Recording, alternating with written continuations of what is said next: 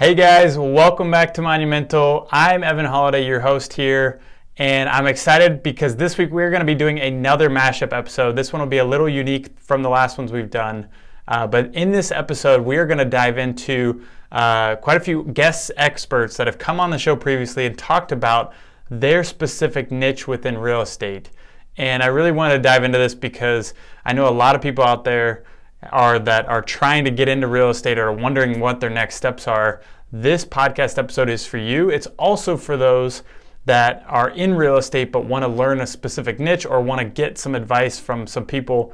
Like, these guests are some pretty badass people in real estate, crushing it, very successful, really making an impact with their work and doing really unique projects. You will hear from 5 amazing guests. First up is Ashley Kehr. She is a real estate guru, amazing on Instagram, and also host of the Bigger Pockets Rookie podcast.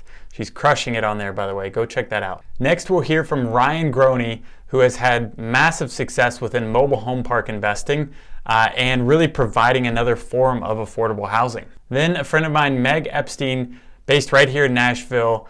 She does luxury condos, she does industrial. She really does it all, and she's really just an overall badass.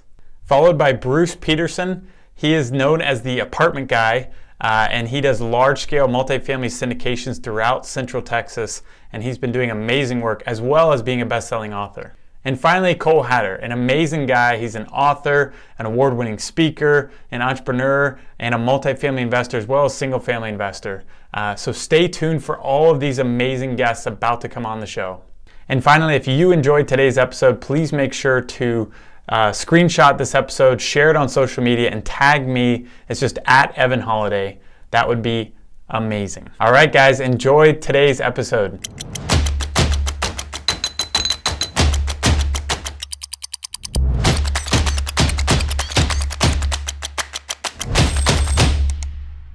So I started out actually as an accountant. I graduated college with a dual degree in finance and accounting. Started working at a CPA firm, lasted from September to February. I hated it, and I quit in the middle of tax season. So then I was just I told my husband had told me I could quit if I got pregnant and I could be a stay-at-home mom. So I said, okay, and that's what I was going to do. Then my best friend growing up, she said that her dad needed some help staying organized and to work on some projects. So I agreed to work with him part-time, and my first project with him was to manage a 40-unit apartment complex. I had no knowledge, no experience, didn't know anything about property management or tenants or anything like that, rent collection. All I knew is that I could do the bookkeeping, at least, and the accounting side of that business. So I dove in, learned everything I needed to know, and eventually I managed about 120 units for him, some residential and some commercial units. So I worked for him for 2 years before I actually purchased my first deal. I bought a duplex actually with his son. His son was the money and I was the experience, and we put together a partnership. And from there, I just started growing and went out onto my own to purchase some properties, and then I purchased some with another partner too. Part of this story too is, how I got on the Rookie podcast and everything like that, because my life has really changed in the last couple of years a lot, but I'm no longer doing property management. I gave that up last February. I outsourced it to a property management company. I gave them my properties and the ones that I was managing for another investor.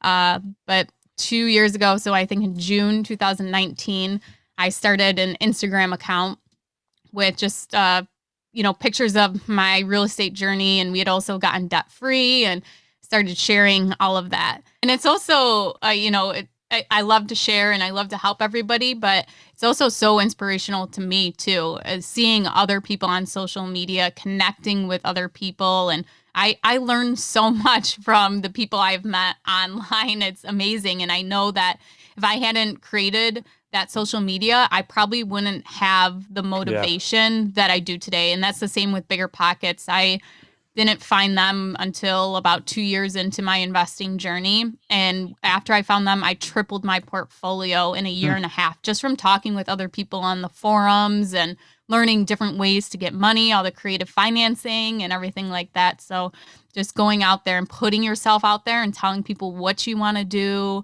what you're currently doing, and even what you need help with. There's huge advantages to that.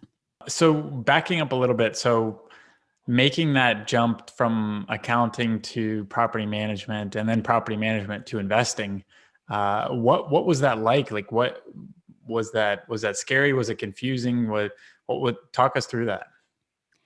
When I look back at my life, like I see all of these things where I'm like, wow, like that's a red flag right there that I could not sit in an office all day long. Yeah. And all these little things. And it's really when I look back on these little events and these things that have occurred, I realize that, real estate investing is perfect for me because it gives me flexibility to do what I want and, all of the great things about real estate. But it took me a long time to realize that. I think I started investing, it was since 2014, and I had worked for the other investor since 2013, and then right before that, I was just in college, and just the whole change in that. Like when I was working for this other investor, he gave me so many opportunities to learn stuff. I helped him build an insurance agency from the ground. I helped him do the acquisition of an auto dealership. And when we closed on that auto dealership, I was the one writing these big checks out. And to me at that time, I was like, wow, I've never even, written a check close to this amount or seen a check close to this amount. And I saw the power of how he was able to do that. And that was taking his residential apartment complexes, refinancing them, pulling the money out and using that to buy other businesses. So I think that I paid attention to what he was doing and realized that that's something I can do too. And that's where I approached his son and got him to partner with me. But yeah, it took me a little while to kind of put everything together. But once I was ready, I jumped right in. We ended up purchasing the first house that we looked at. That's amazing. So, so I love that you brought up honestly, the aligning yourself with the right mentor and soaking up as much knowledge, asking as many questions, taking on as much responsibility, being of service to them as much as possible, will just unlock so much knowledge. And it sounds like that's exactly what you did. And that was part of my journey too. Is like I was fortunate enough to put myself in the right rooms and found the right mentors, and I just soaked up as much as I could. And so I think for everybody listening, that's, if you want to get into real estate, if you want to get into whatever it is you want to get into, if you want to get into buying businesses, if you want to get into entrepreneurship, starting your own business, finding those around you that have done that and work for them or volunteer or, be of service to them, and it will come in compound ways for your knowledge and your learning. Yeah, and there's so many ways to get paid. Like this was a paid position for me as a property manager. Even if you have a great full-time career now, you could be a leasing agent on Sundays and you'll get to see what apartments look like in your area. You'll get to meet, people, potential renters, see what they like, they don't like. You'll get access to leasing documents. There's so many, you could do a maintenance tech or be a handyman for a small local property manager. There's so many ways to get paid too, where you don't even have to, volunteer time or do internships. And I feel like you're probably going to get more value from a paid one because you're getting paid. So there's a little bit of motivation for you to stick with it. And also the person they're getting value because you're doing a job that they actually need. And, the leasing agent and a maintenance handyman just for a small investor, it isn't a huge cost to that investor either. Yeah. Yeah. And I think proximity to the mentor is so valuable. Like if you can find roles where you're working directly with them or you're following along or you're shadowing, or like an apprenticeship model is very powerful. Yeah. Yeah, I agree. Why mobile home parks? So that's a long-winded answer, right? But in the elevator pitch, that is mobile home parks. And it seems like when I first got into it, which was about 6 years ago, now everybody wants to buy one. It seems a lot more popular than what it used to be. And the reasons being, one, the supply and demand and simple economics of the actual parks themselves.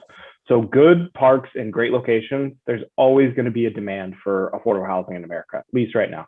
You know that firsthand, just like I do. The demand is through the roof in most good locations, right, throughout the United States. And then just the overall supply of parks around, certain numbers, depending on who you talk to, there's about 50 to 60,000 mobile home parks in the United States, and they're not building any more of them. So if you have a diminishing supply and an overall increasing demand in pretty much everywhere in the United States for affordable housing that's attainable, right? The average lot rent in our parks where people own their own homes is about $300. So very affordable. You could work, minimum wage job, 40 hours a week or even less, and have a family of 2 or 3 and afford our lot rent, right? Because you only typically have to make, $1,000 before taxes to really afford our lot rent and utilities.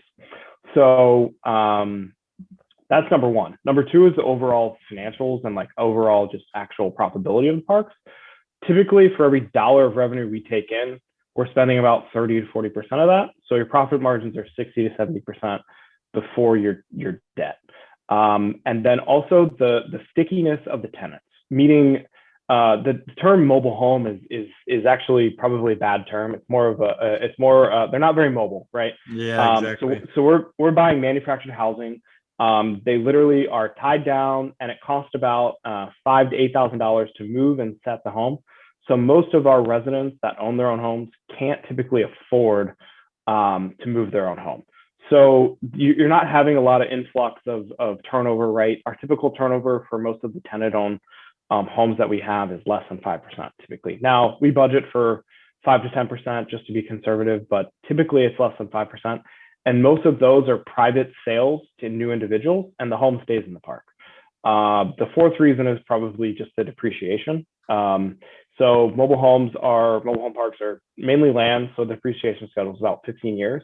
So it's a little bit more accelerated, and don't really have a fifth reason, but those are the high level information. I mean, high level on why I like mobile home parks and why I think they'll continue to be one of the hottest asset classes in 2021, 2022 in the future.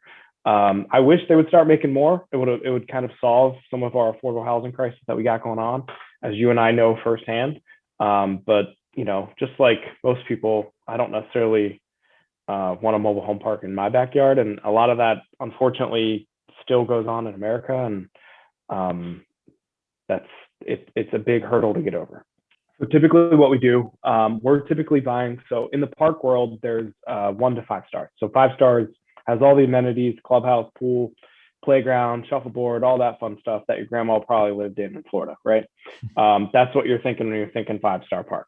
We're buying family parks typically, so 2 to 3 star parks, and we're upgrading them a little bit. So we don't always add amenities. Typically, it's more of an insurance liability. So we may add like a common area. It depends on the demographics of the community. Sometimes we'll add more of like a barbecue pit, or if there's more kids, we might add a playground, or we might upgrade the existing playground.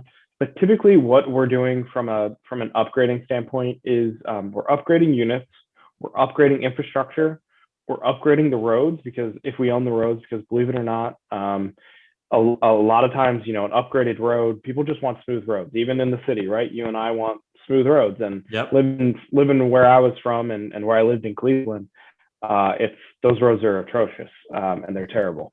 But so, you might not think that it's a lot, but it goes a long way, right? So, and because we're family parks, if there's a pool or if there's a clubhouse, yeah, of course, we're going to upgrade that stuff and then make sure it's nice and clean for people. But overall, most of our parks don't have amenities, and we typically just like to upgrade things with the entrance. We allow people to, make plants, put bushes, because they own their own home, right? So they park next to it. We allow them to, put fences up if they want. We typically don't allow that too much, but it doesn't sound like a lot of like a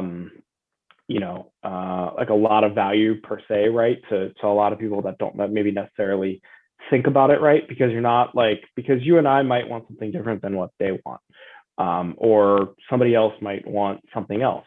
So most of the time, we're just making the community look really nice from an aesthetic standpoint, from road infrastructure and bringing in new homes and cleaning up all the trash.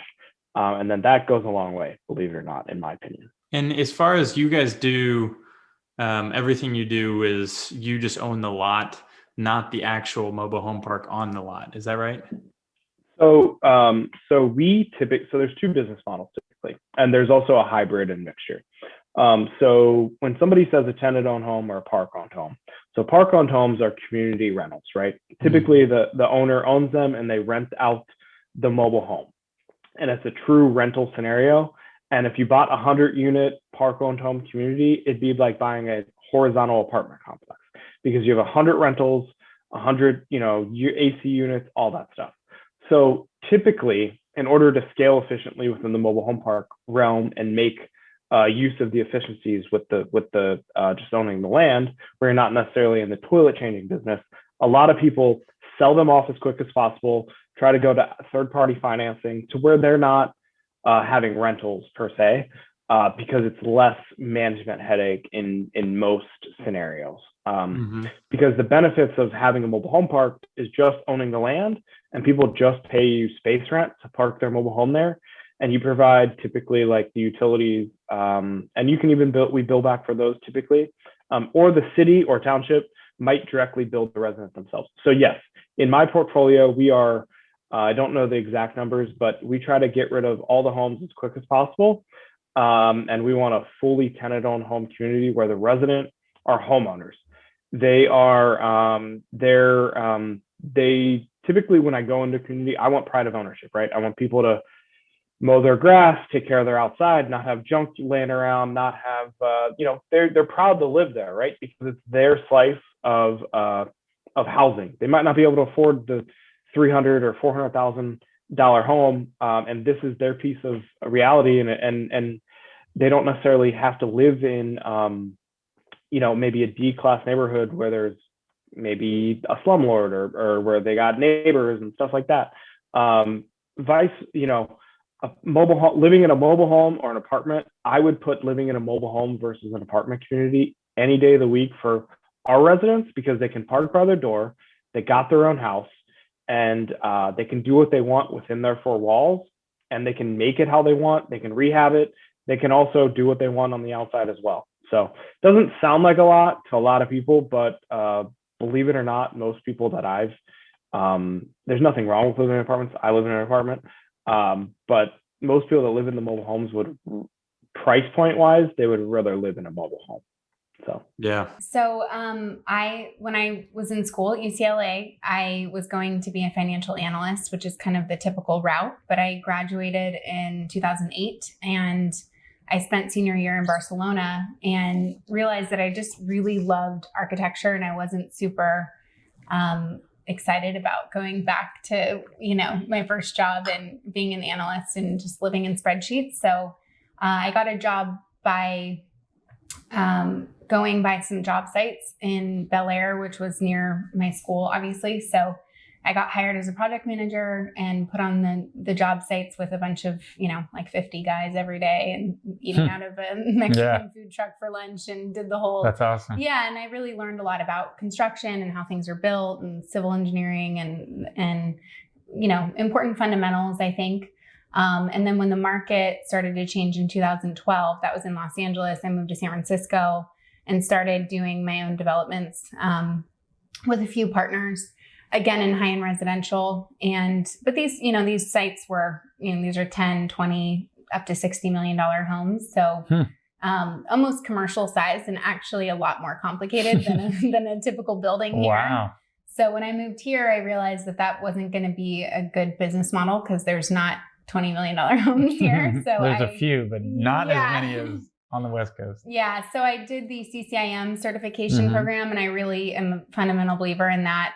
It's very practical. It just kind of runs you through all the different types of commercial real estate, and decided to focus on condos just because for my own use, I was looking for, my husband and I moved from California, and I didn't really see a lot of inventory that I liked. A lot of it was a lot older. And I thought, gosh, there's not really like a middle market. Obviously now you have the Four Seasons and all these amazing buildings, but there wasn't really a middle market affordable luxury product. And so I originally focused on that. And then after I got started, opportunity zone legislation came out. And so I set up a few opportunity zone funds and just kind of look at the market and listen to brokers about what's really undersupplied, and kind of stuck to those niches and kind of developed my own platforms based on what was really undersupplied in the market. So that's ended up being this sort of affordable luxury, either apartments or condos, as well as industrial flex office. So yeah. That's really cool. It seems like each step of the way, you're continually growing and taking massive leaps in what you're doing and what you're learning. Mm-hmm.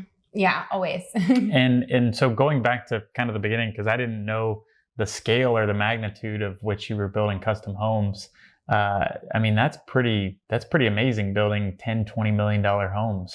Yeah, I was really lucky to get a job in that, especially in 2008, because there were so many construction professionals that were out of work. But, I work for a very unconventional general contractor. And what I realized was that the principles that I use now in commercial real estate and looking at something as an investment and marrying that with someone's custom home where they're, living with their wife and kids and having to manage a project and a schedule was something that was kind of rare, because these people, this is their custom home and they're spending, $50 million maybe on their house. Wow.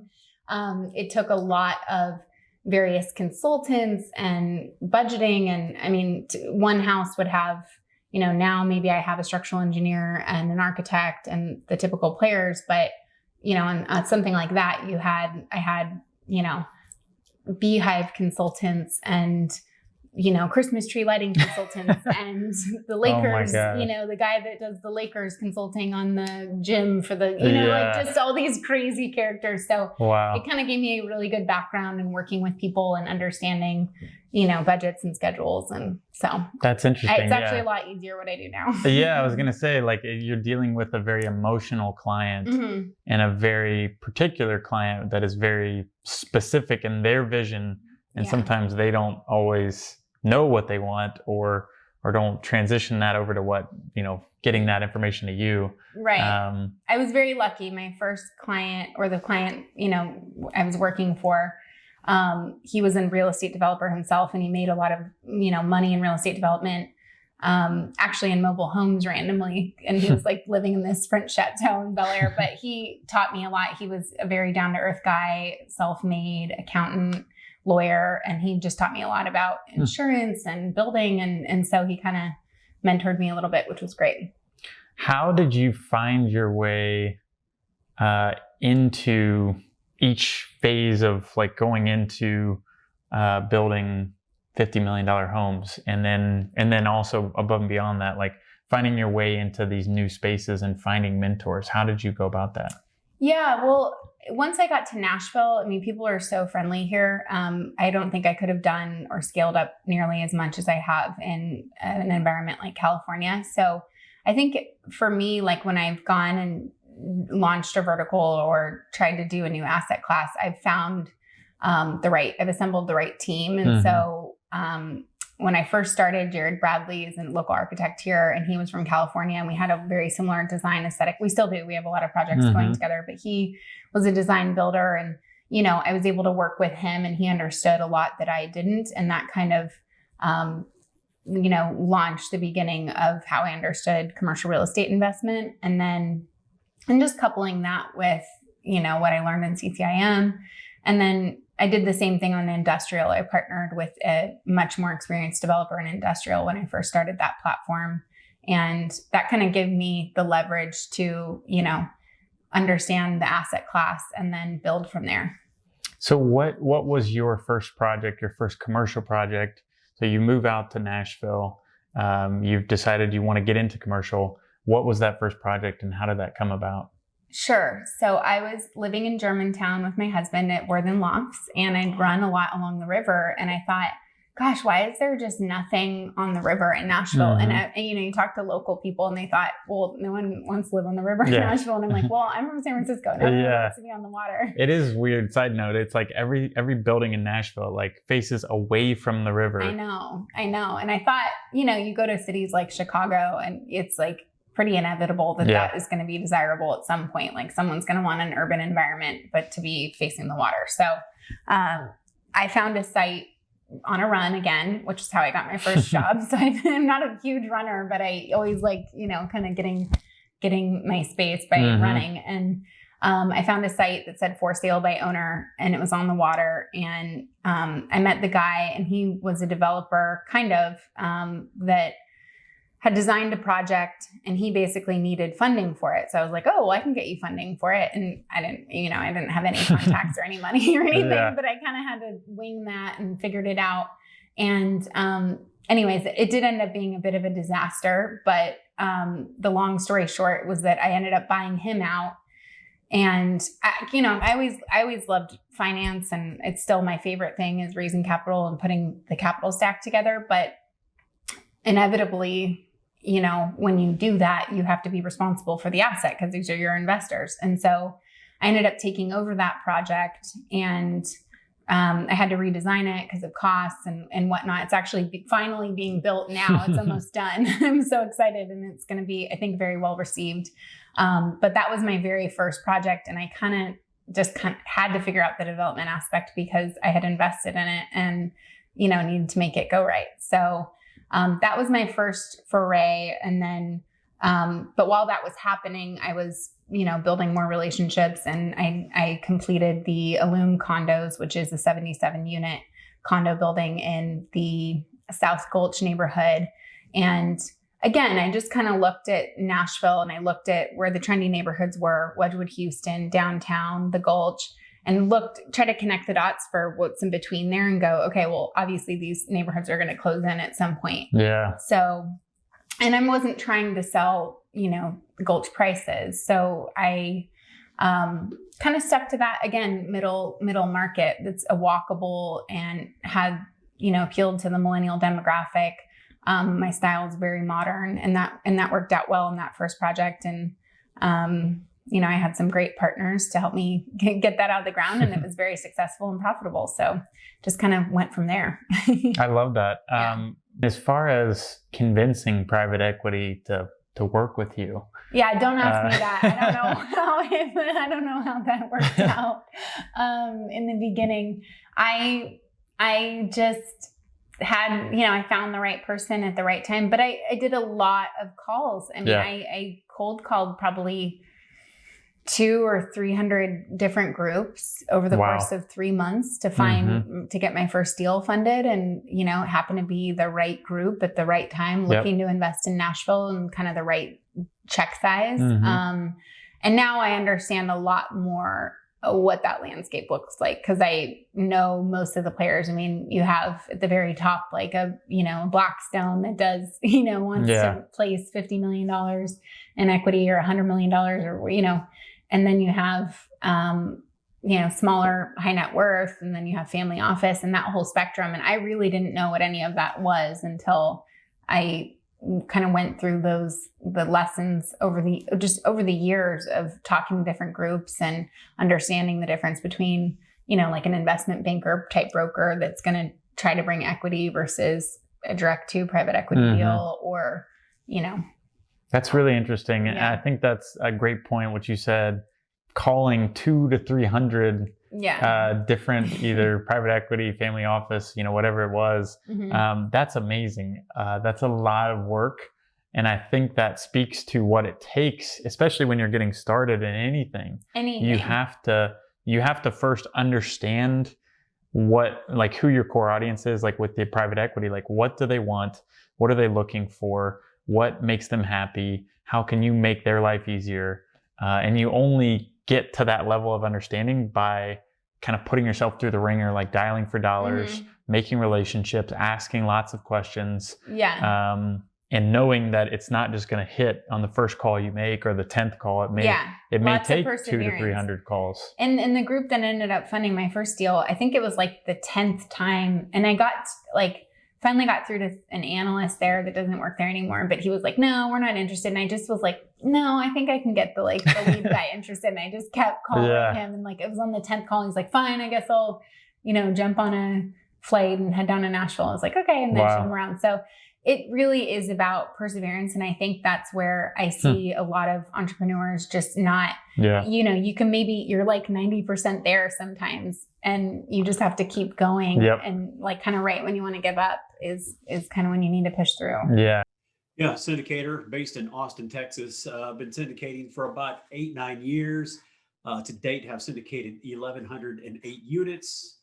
About $90 to $100 million, have raised about $30 million to take those deals down. As you said, got the book out, working on some education right now. We have a couple of management companies, one in Austin and one in Nashville, working on a couple of exciting projects right now in Nashville, a couple in East Nashville. So, staying busy with that and just having a good old time. I'm a former retail guy who got lucky enough to kind of stumble into real estate back in 2011. And it's the best thing I've ever done. Been having a good time doing it. And it's really all we do now is just real estate 24/7. Awesome. And how in 2011, what got you into real estate? I quit working for somebody else at the age of 42, I think it was. And looked around and thought, okay, what am I going to do with my life? I'm now a grown up, and I got out of a job that I did not like, retail for 20 years. I thought, okay, what's next? And, just kept hearing about real estate. Everybody talks about real estate, how, you can put a renter in your single family rent home, have them pay your mortgage and give you a little bit extra on top of that, have somebody else pay off the mortgage, own it free and clear in 30 years. And so I thought, well, let's look into this. And so I just did a search, looked for a coach. Found a coach that actually told me how stupid I was. And I was like, okay, that's wonderful to hear. Why the hell am I stupid? Because don't buy a single family rent home. But that's the whole idea, right? Get somebody to pay it off and live on. It's like, look, if that's your only option to get into real estate, absolutely. It's better than not being in real estate. And it's a great first step for most people. He said, look, you're retired, so you don't have any time commitments. You have plenty of time to devote to this. You have a skill set that you had in retail, believe it or not, that will convey, and you have money. Don't mess around with single family. Buy single family rent homes as a means to an end of getting to multifamily, because that's where you're going to make a difference. You could have a pretty decent life for yourself in a business with single family, but multifamily can provide much better upside, be quite a bit more rational and safer, and it's actually easier. So I was like, okay, I trust you. I don't know what I'm doing, so we're just going to go with what you say.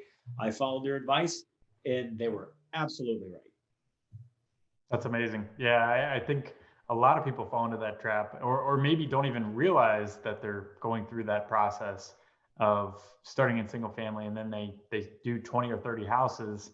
They get pretty deep into it, and then they realize they're like, oh, wait a second, there's a whole nother world, a whole nother option, a whole nother door that I never even considered opening because I didn't know it existed. So it's helpful that you got that kind of key advice to think bigger at an early part of your real estate investing career. Yeah, because if you have 20 or 30 houses like you're talking about, that's all over town. That's all over the state, maybe all over the country, wherever they are.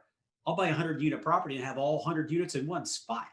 Yeah. Now hire a manager to sit there all day and run the property for me, a maintenance guy that's dedicated to that property all day, every day. It's just a completely different world that's easier and with a much bigger payoff.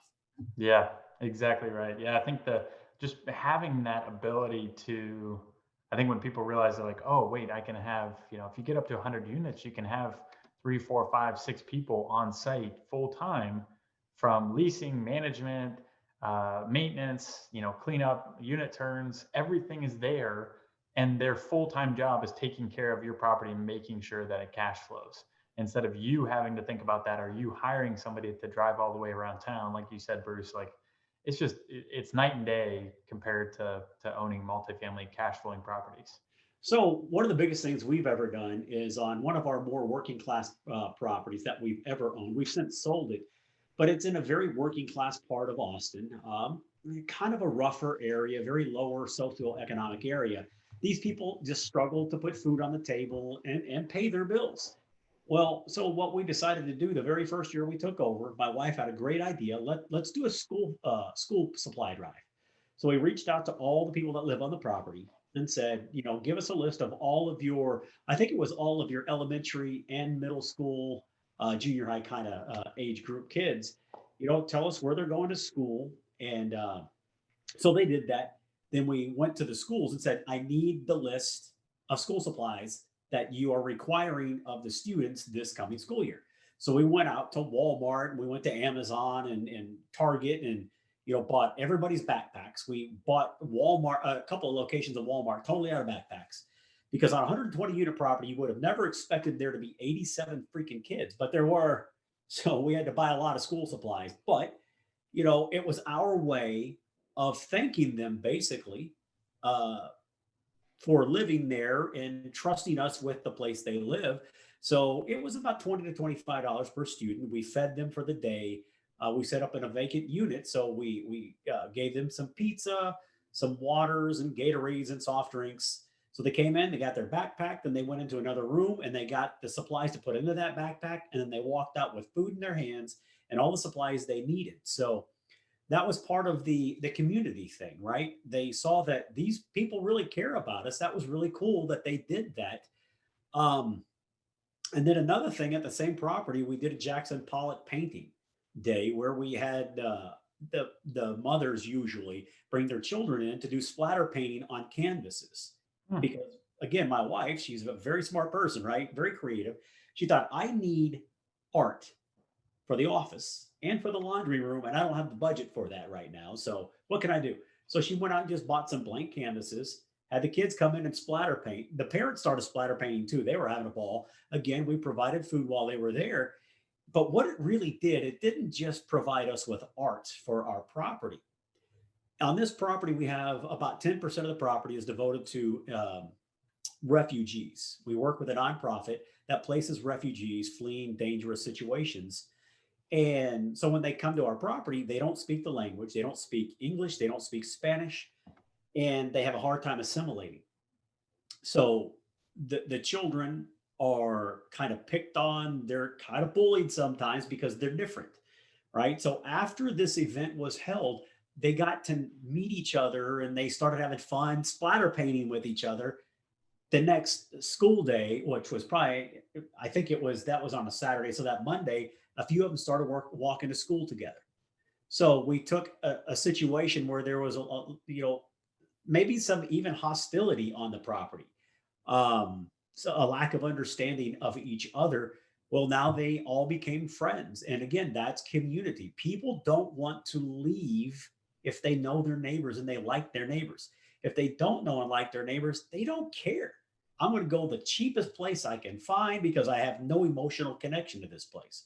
So that's our big thing, is creating community and making it a place people really want to live and demonstrating through our actions that we truly care about them. Although the corporate fit is good for some, it wasn't what I ever wanted to do. So I thought to myself, how can I financially support myself all by myself? And as I was recovering, and I was as part of my rehab, I would have to do like walks 3 or 4 times a day for 90 minutes to like train my legs outside the physical therapy office, just in circles at my parents' cul-de-sac. I actually forgot to mention that.